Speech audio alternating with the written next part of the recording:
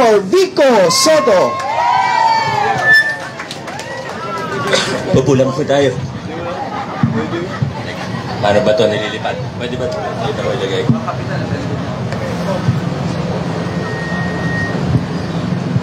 Lakas kasi ng electric pan ni Cap Robin. Magandang umaga po sa ating lahat. Good morning. Yung mga nasa likod, parang inaantok na po kayo. Hindi po, gising na gising po tayo. Masiglang masigla po tayo ngayong umaga. Sino po dito ay taga Palatio? Kasi sakop po ng proyekto natin. Meron po. Ay, Cap, nandito pala si Cap Bobot. Good morning po. May mga representative tayo na taga Palatio. Meron po ba dito taga Barangay San Miguel? Sina kagawad nandito po. Meron tayong magandang representative mula sa San Miguel. At siguro meron din ditong mga taga Pinagbuhatan. Maraming salamat po sa inyo. Alam nyo, kanina nagsasalita si Congressman Roman. Medyo nahiya po siyang mensahe ng mas mahaba kasi naiilang po siya sa traffic. Pero bago po ako tumayo, binulungan niya ako. Sabi niya, parang umaandar naman yung mga sasakyan. Pwede mong habaan yung mensahe mo, sabi niya sa akin. Kaya, huwag kayong mag-alala. Bago mag-alas 3 ng hapon, tapos na po ako magsalita. Narinig din natin ang mensahe ng ating masipag na Vice Mayor Dodot.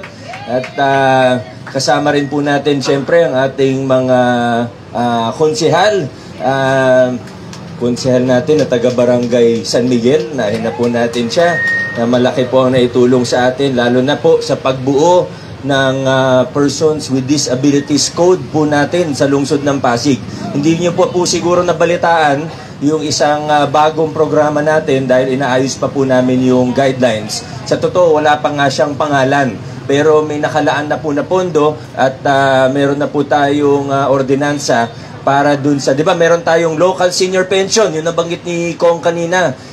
May mga nakita po tayong dapat tulungan din ng pamahalaan. May mga kababayan po tayo, may mga kapwa tayo Pasigueño na kahit gusto nilang magtrabaho sana, ay hindi na po talaga kaya dahil sa kapansanan. Yung iba po, mga kababayan natin na bedridden, siguro bukod dun sa hospice program natin, na meron naman po tayong hospice program, naghahatid tayo ng diaper, ng gatas, madalas pati mga maintenance medicine, hinahatid na natin sa mga bahay nila. Pero gusto rin po natin magdagdag ng konting tulong pinansyal po para sa kanila. Kaya abangan nyo na lang po, inaayos po natin.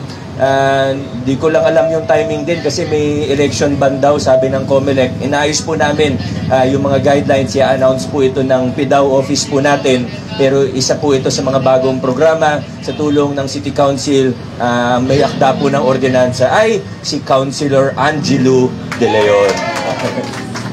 Kasama rin po natin, konsehal natin, taga Barangay Pinagbuhatan, na malaki din po ang naitutulong sa atin sa konseho. Gaya na lang po nung sa child-friendly space po natin sa palengke. Siya po yung talagang para sa mga vendors naman po yun. Kasi mga ibang vendor natin, syempre mga nanay, mga tatay, iba mga solo parent.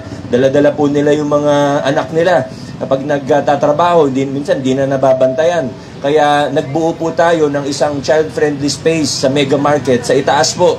Bago po yun, katabi nung magiging clinic din po sa Mega Market natin. First ano po yan, unang palengke sa buong Pilipinas na may ganong klaseng pasilidad. Yung talagang tumutok po dyan para mabuo yung proyekto ay si Councilor Saibel Asilo Gupilan. Ayan po. At kasama rin natin, yan lang po pala, siyempre kasama rin natin yung representative ni Councilor Cory na napakaraming ginagawa para sa larangan ng edukasyon. Yung nabanggit po ni Vice kanina, yung scholarship po natin na tumaas yung bilang na dati, 2019, nasa 11,000-12,000 lang po ang scholars natin. Marami na rin naman, pero nakita natin, kaya pa ng budget natin. Mahigit doble na po ang scholar natin ngayon. Nasa 25,000 na ang scholar ngayon.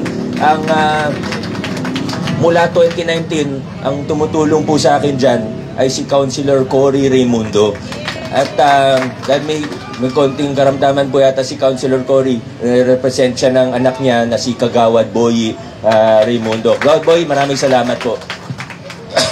Siyempre si Councilor Maro at lalo na si Councilor Buboy, hindi po natin sila kakalimutan. Pagdasal po natin si Councilor Buboy, may lakad lang po siya, kaya hindi po siya nakapunta ngayon.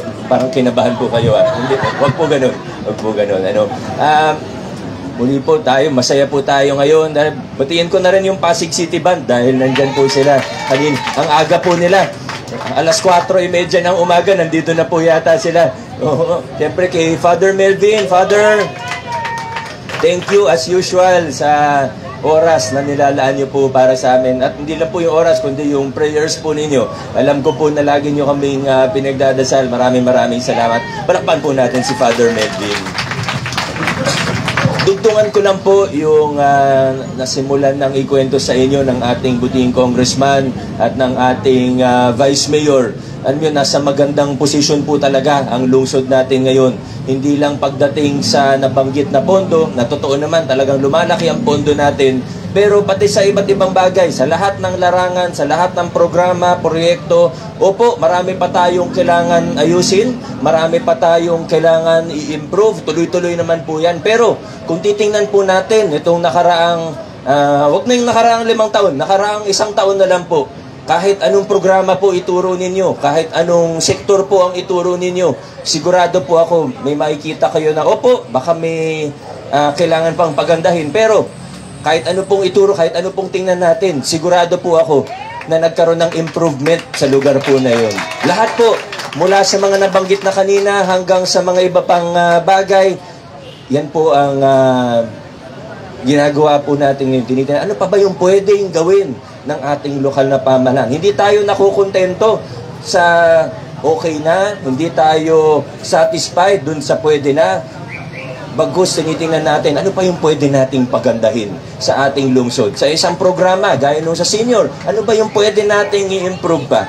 Yung isa na po dyan, opo, yung isa na po dyan, yung sa nabanggit kanina na local senior pension, ikwento ko lang po, ano na yung local, meron po bang senior dito? Halos lahat pala. Mahigit kalahati, nagtaas ng kamay. In fairness po sa inyo, hindi naman po kayo mukhang senior, mukhang batang-bata pa po kayo. 65 pataas, meron po ba? Halos lahat po, 65 pataas. Meron po ba sa inyo na, kung okay lang pong tanungin, meron po ba sa inyo na beneficiaryo na ng local senior pension po natin? May isa pong nagtaas ng kamay, yan, may isa po, may dalawa, yan, may ilan po. Magandang balita po, kasi yung iba po, baka hindi po kayo kwalipikado pa sa ngayon.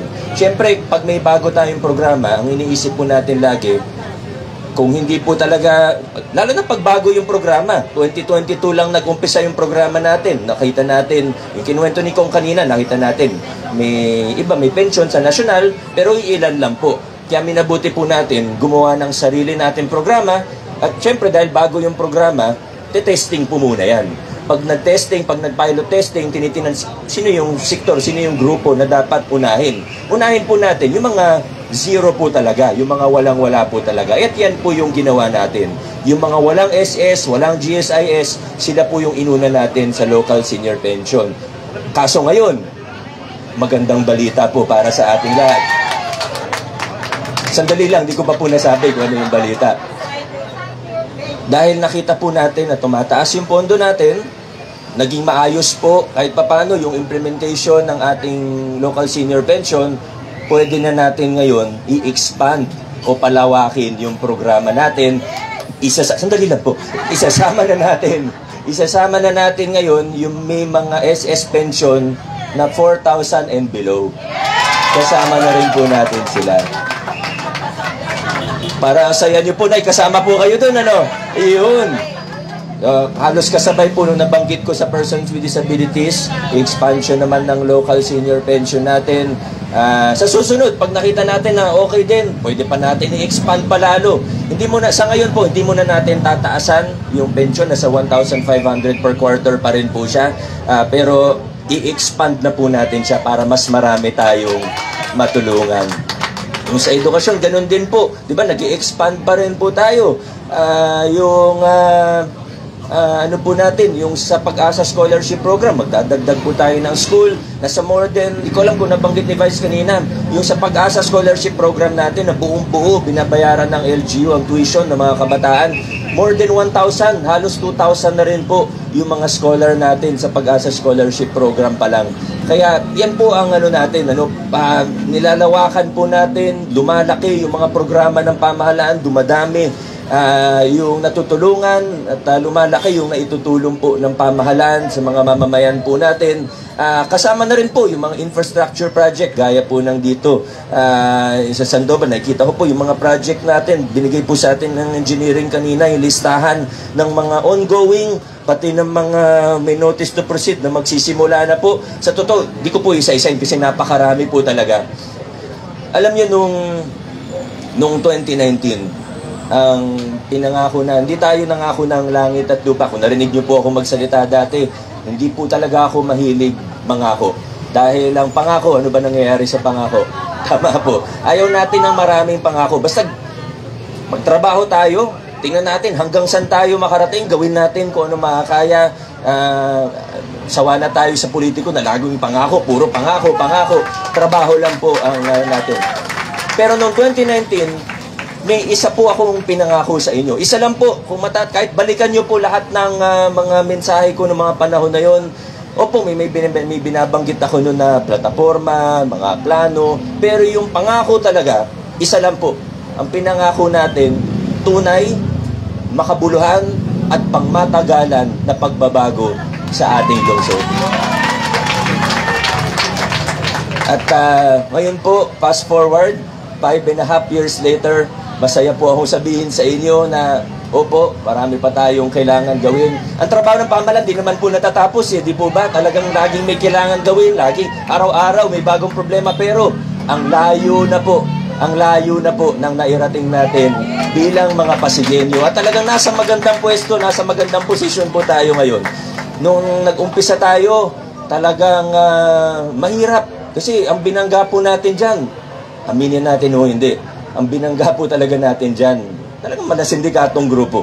Sa procurement pa lang, yung pagbili ng mga gamit ng pamahalaan, yung pag-procure, yung pag-bidding para magtayo ng mga infrastructure project, talagang matindi po yan, yung binangga po natin. Isipin po ninyo, kung ang kickback, di ba, mga taong gobyerno, may salita sila, SOP. Pagdating sa mga infrastructure project. Ano po yung SOP? Kahit tanungin niyo po, kahit sa ibang lugar sa Pilipinas, di ba si Mayor Benji nga ngayon Magalong, lagi niyang kinukwento din ito. Yung SOP, umaabot ng pinakamababa, 20%. Minsan, 30%. Minsan, higit pa. Pag nagkasundo lahat, hindi, sige, 50%. Yung napupunta sa project, mas maliit, mas malaki yung naibubulsa na lang. Isipin niyo po, kung ang procurement nung panahon ng 2019, nasa 5 billion, 6 billion po yung mga proyekto ng pamahalaan. Kung sabihin na lang natin 20% lang, magkano po ang 20% ng 5 billion o 6 billion? Kada taon po yan. 1 billion, mahigit 1 billion pesos ang pinag-uusapan natin. Noong 2019, giniba po natin yung mga aparato ng sindikato na yan. 2019, sinabi natin nung umpisa, wala muna tayong malalaking infrastructure program. Nagrigodon po ako. Binago ko po yung mga miyembro ng Bids and Awards Committee natin. Naghanap ako ng mga tapat, ng mga hindi masusuhulan. At napatunayan po natin yan, yung mga tao natin, may mga nag-alok sila sa kanila ng kung ano, pinagbantaan po sila, pero tumayo po tayo, tumindig po tayo. Hindi po madali yung pagpapakilala ng pagbabago. Naabutan pa tayo ng pandemya. 7 months pa lang po ako mayor. Nagkaroon po ng pandemic, nagkaroon ng mga lockdown na katakot-takot. Kaya talagang, kumbaga, okay na rin, aligned na rin dun sa natin na walang malalaking proyekto, walang malaking infrastructure project hanggang hindi tayo. Pero ngayon po, second term, medyo confident na po tayo na magagawa natin ng maayos ang mga infrastructure project. At napatunayan na po natin yan. Yung mga presyo ng mga kontrata natin dahil walang kickback, walang napupunta sa bulsa ng mga politiko, talagang bumaba po. Pag tinignan nyo yung per square meter po natin, per building, kung magkano po. Sa totoo, dapat tumataas, di ba? Kasi tumataas ang presyo ng bilihin. Tanungin niyo po yung marunong sa construction ng semento. Parang dumoble ng yung mga bakal, semento, mga materyales. Tumaas po yung presyo.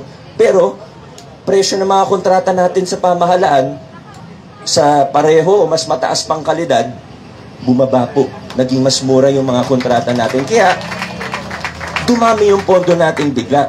Isabay pa po natin sa pagtaas ng income ng ating pamahalaan. Alam niyo po ba, panahon ng pandemic, medyo nagluwag tayo. Nag-amnesty tayo.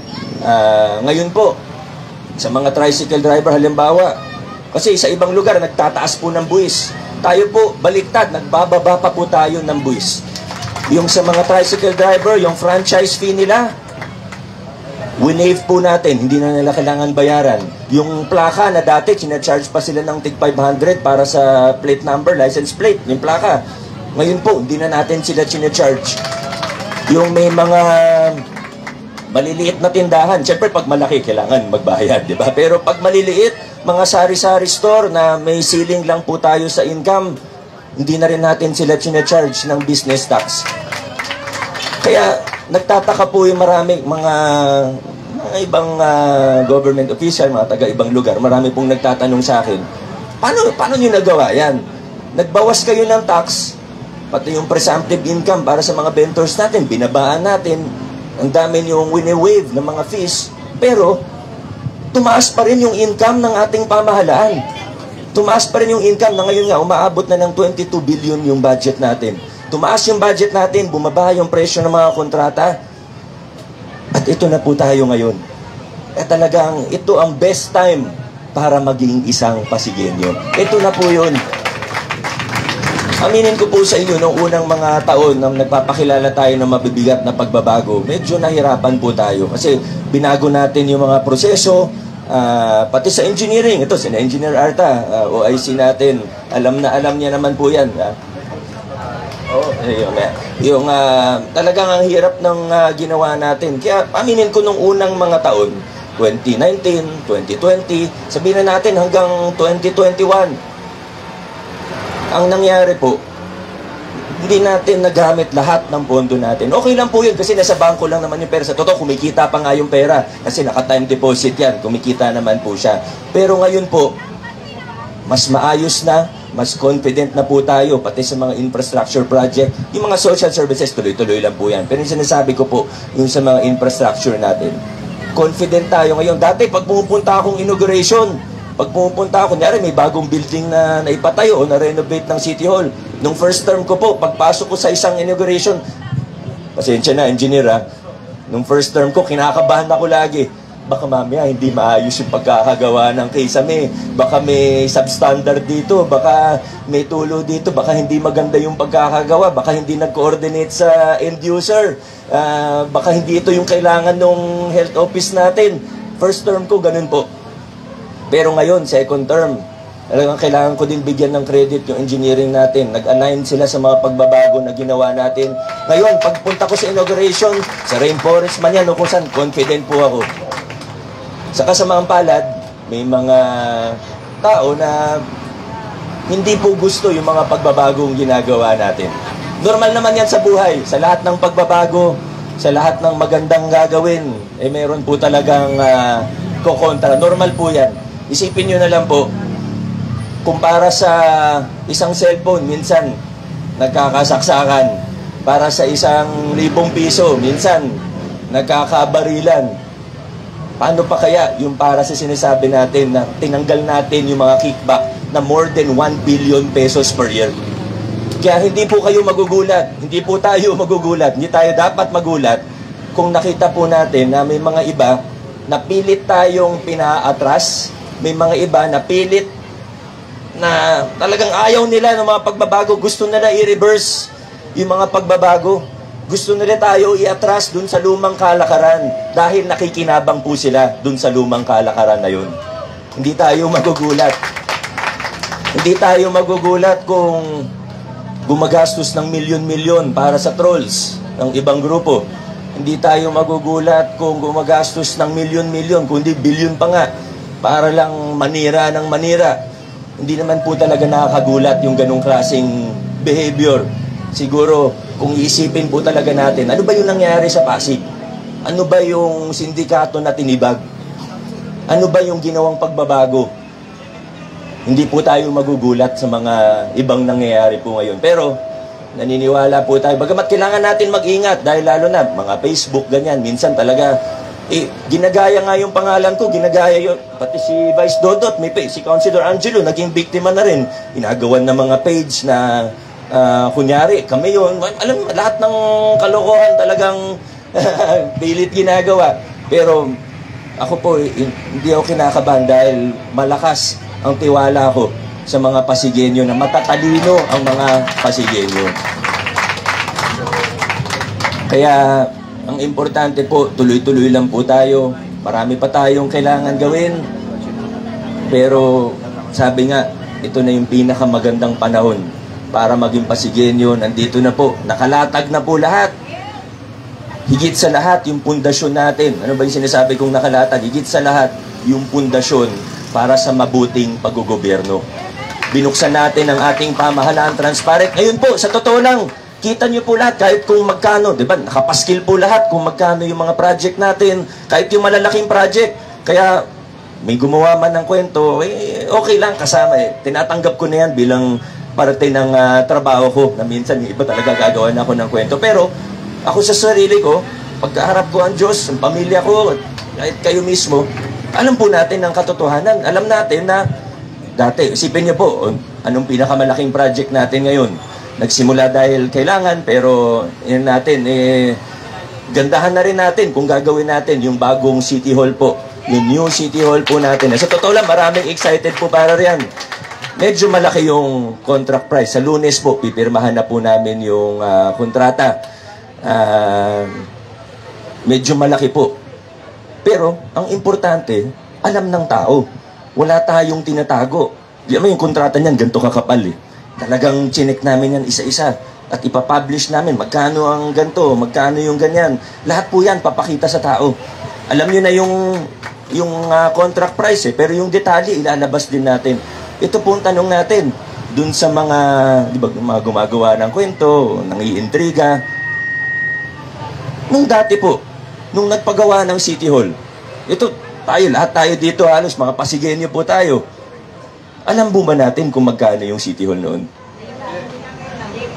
Ako, naging konsehal po ako. Hinahanap ko po ng mga panahon na yun, magkano yung mga project.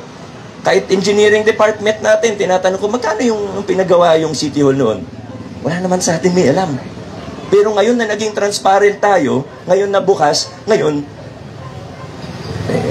siguro naiintindihan nyo naman po yung gusto kong sabihin. Importante, ilalatag natin ang pundasyon para sa mabuting paggogobyerno. Tuloy-tuloy lang po tayo. Binuksan natin ang pamahalaan, naging transparent tayo, tinasama natin ang tao, nagiging inklusibo tayo sa ating paggogobyerno, at yung mga bunga po niyan, nandito na po. Maraming salamat sa inyong lahat. Congratulations sa atin dito sa bagong gawang kalsada, sidewalk at drainage po natin. Tuloy-tuloy po tayo at tuloy-tuloy pong aagos ang pag-asa sa lungsod ng Pasig. Maraming salamat. God bless po sa ating lahat. Maraming salamat po, Mayor Vico Soto. Ayan, sabi po ng ating engineering department, next year, 0 lubak na po ang buong Sandoval. Dadako na po tayo sa ating inauguration and blessing po. Tatawagin po natin si Father Melvin para po pangunahan ng ating ceremony.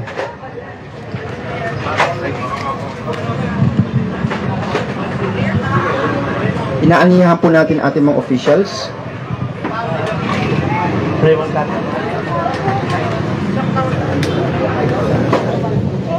Ayan. Uunahin po natin ang ating ribbon cutting ceremony.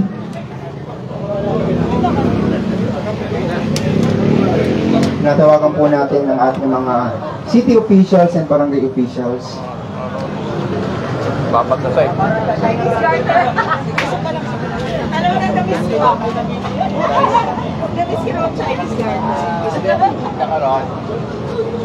Alright, sabay-sabay po tayo sa count of 3. Wait lang.